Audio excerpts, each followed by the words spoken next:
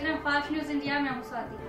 आइए नजर डालते हैं आज के प्रमुख समाचार पर। मऊ घोषी स्थानीय नगर से सटे बनगावा स्थित लिटिल फ्लावर चिल्ड्रेन स्कूल द्वारा मातृ सम्मेलन एवं विज्ञान कला प्रदर्शनी का आयोजन किया गया।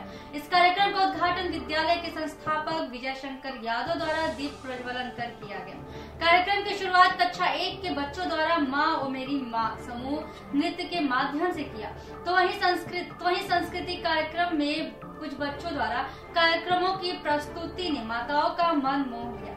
कार्यक्रम में अपनी कक्षा में उत्कृष्ट प्रदर्शन करने वाले छात्र छात्राओं को माताओं को पुरस्कृत किया गया, जिनमें कक्षा पीछे की छात्रा आराध्य यादव की मां सुमन यादव, कक्षा नर्सरी की छात्रा वैष्णवी गौड़ की मां पूनम गौड़। इसी क्रम में विद्यालय के कुछ बच्चों द्वारा पार्वती जीवन जीवंत रूप से दर्शाया गया।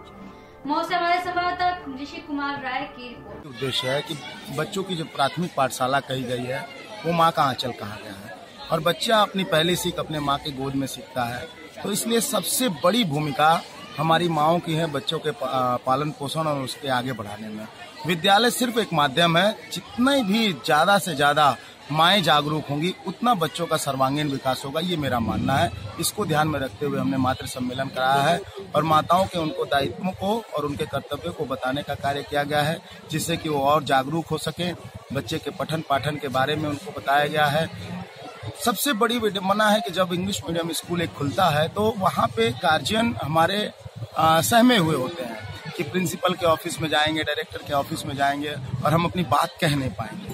इसके लिए हम उनको जागरूक करना चाहते थे कि आप अपनी बातें हमारी लोकल लैंग्वेज में आप कीजिए और हम आपकी बात सुनेंगे।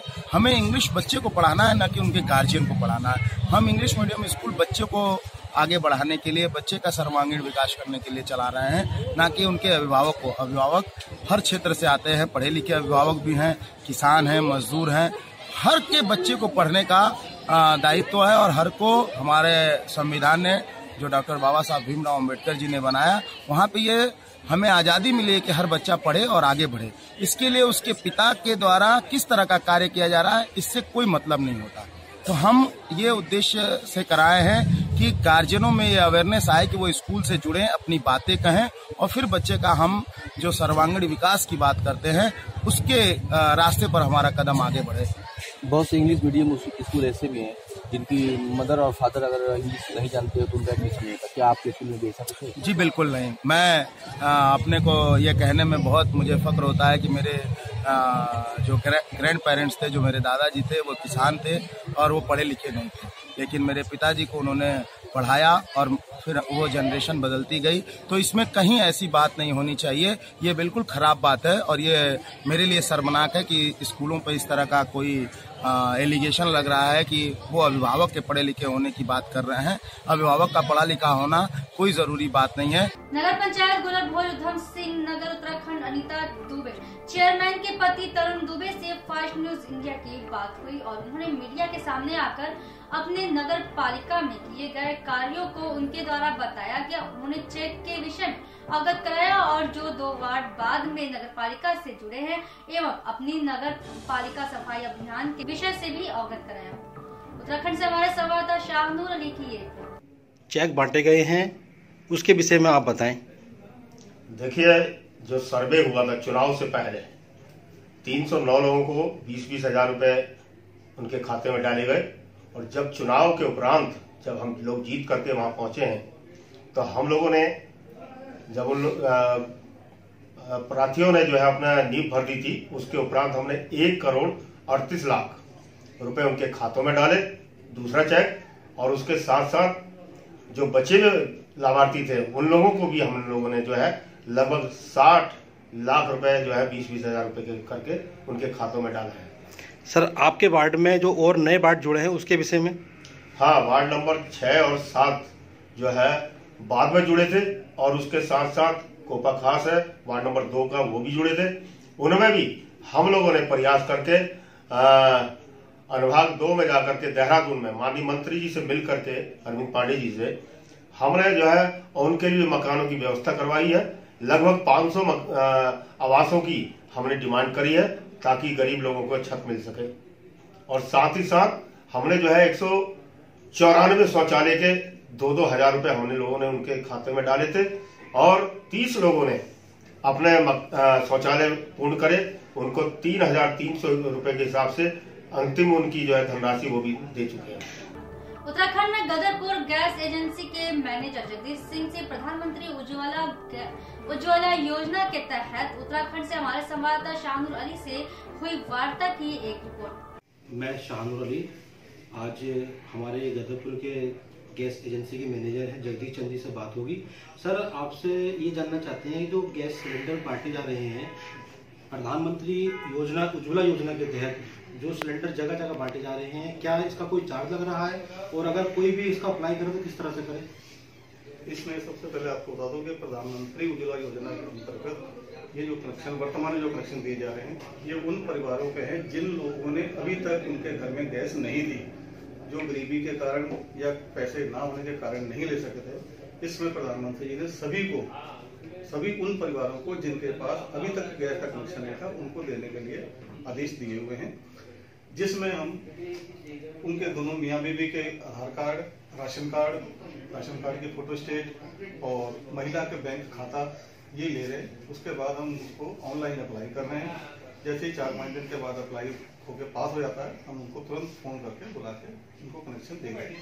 ये सभी के समाचार जानेंगे आगे के समाचार छोटे से ब्रेक के बाद। सत श्री अकाल जी, मैं Gurlal Singh Barola, bureau Punjab fast news India channel ਵੱਲੋਂ ਸਾਰਿਆਂ ਨੂੰ happy new year, happy Lohri, happy Makar Sankranti ਤੋਂ ਇਲਾਵਾ ਧੰਨ ਧੰਨ श्री गुरु गोबिंद ਸਿੰਘ ਸਾਹਿਬ ਜੀ ਦੇ ਪ੍ਰਕਾਸ਼ ਦਿਵਸ ਦੀਆਂ ਸਭ ਨੂੰ ਬਹੁਤ ਮੁਬਾਰਕਾਂ ਦਿੰਦਾ ਹਾਂ ਤੇ ਨਾਲ ਹੀ ਮੈਂ ਗੱਲ ਕਰਦਾ ਹਾਂ ਫਾਸਟ ਨਿਊਜ਼ ਇੰਡੀਆ ਚੈਨਲ ਦੀ।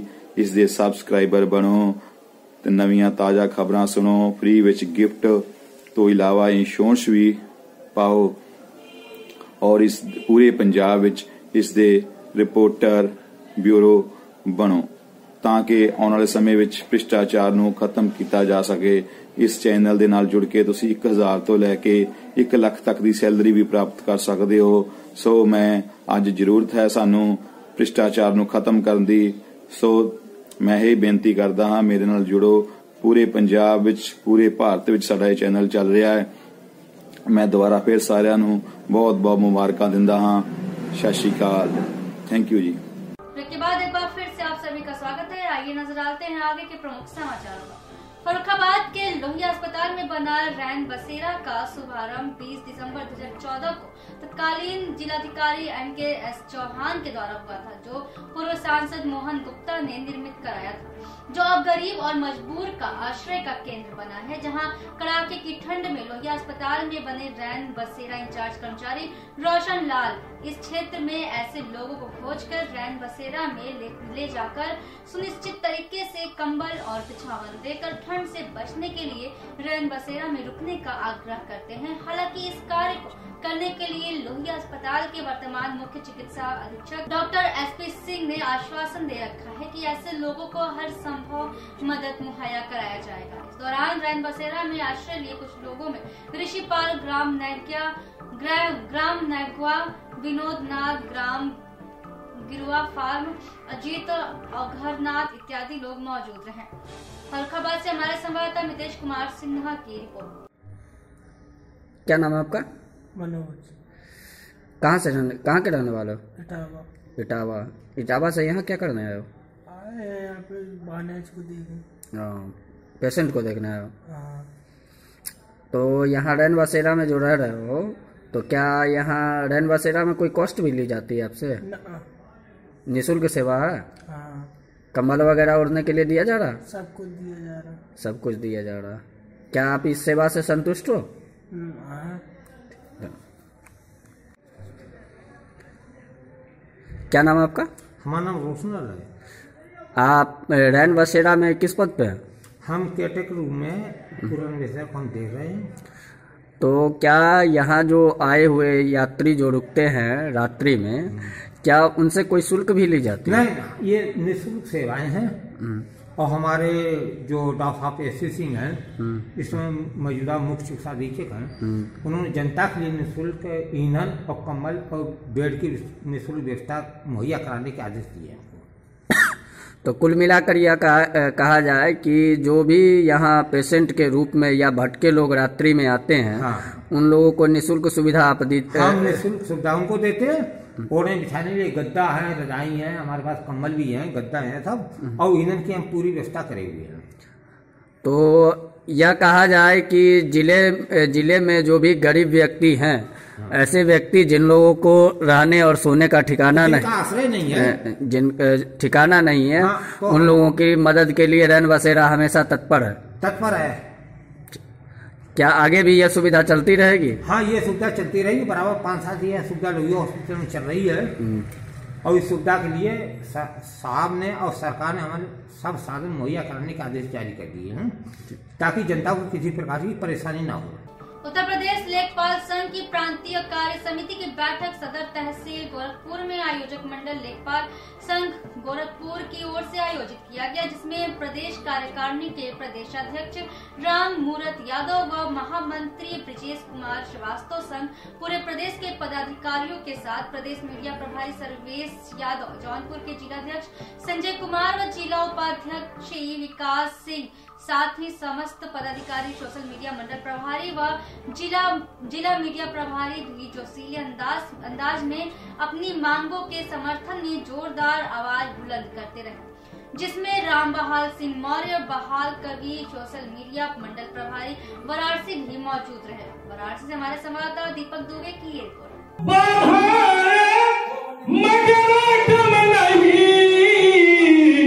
हम जिएंगे मरेंगे संगठन के लिए, हम जिएंगे मरेंगे संगठन के लिए। मैं राम बहाल सिंह और बहाल कवि, जो लोग आपके व्हाट्सएप जुड़े होंगे, हम व्हाट्सएप पे आपसे जुड़े, जितने लोग जुड़े हुए हैं, सबका आनंद, सबका आशीर्वाद से मिलता है कि कसम है जवानी की, जागो जवानों, कसम है जवानी की, जागो जवानों, कसम है जवानी की, जागो जवानों, जरा कर से सर उठाना तो सीखो। कसम है जवानी की, जागो जवानों, जरा कर से सर उठाना तो सीखो। जो तीर जालिम चलाया है तुझ पे, वही तीर उस पे चलाना तो सीखो। कसम है जवानी की, जागो जवानों, जरा कर से सर उठाना तो सीखो। जो तीर जालिम चलाया है तुझ पे, वही तीर उस पे चलाना तो सीखो।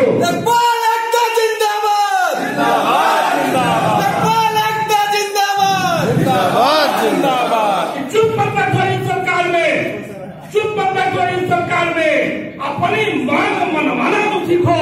अगर संघर्ष लगता है जिसमें, अगर संघर्ष लगता है जिसमें, तो संघ को मजबूत बनाना तो सीखो। आज इस कार्यक्रम में आए हुए समझते कि हथेली पर रखकर नसी, हथेली पर रखकर नसी, कि क्यों अपना मुकद्दर ढूंढता है। अरे सीखो उस समंदर से, सीखो उस समंदर से जो टकराने के लिए पत्थर ढूंढता है। आज साथियों, आपके बीच में मैं एक कहना चाहूंगा कि 2-3 बातों से सर, अब देखें कि हमारी जो मांग है, व्हाट्सएप वालों बराबर देखते होंगे, व्हाट्सएप में जो भी लिखता हूँ हकीकत में, और आप लोगों का स्नेह मिलता है। ये तमाम ऐसे बिंदु हैं, तमाम ऐसे बातें हैं, और तमाम टिप्पणियां भी होती हैं। तो टिप्पणियों के लिए आपको जैसे बराबर आलोचना की बात आई कि मैं खुद हूं, कोई मेरी बात तो करता है, मैं खुद हूं कि आज 1995 और 1982, 1995-1982 का जो अनुपात चल रहा है डीपीसी प्रमोशन में, धन्य है आप, ये क्रांति कार्यकारिणी का आशीर्वाद उसने, यही सरकार, यही सत्ता पर आज 10 साल पहले हमारे बीच में रही होती, तो आज हम 1995 में होते और वो लोग 1982 में होते। प्रयास अच्छा है, बहुत बढ़िया आपका फंड मिल रहा है, और हम लोग बहुत ही गौरवान्वित महसूस करते हैं क्रांति कार्यकारिणी से। मैं बहुत सा समझ चाहूंगा कि 3 बातें हैं। आज जो मैं बराबर बोलता हूँ, बराबर करता हूँ व्हाट्सएप पे, कि जो भी ये तभी के समाचार। आगे कुछ खास खबरों के लिए देखते रहिए फास्ट न्यूज इंडिया। धन्यवाद।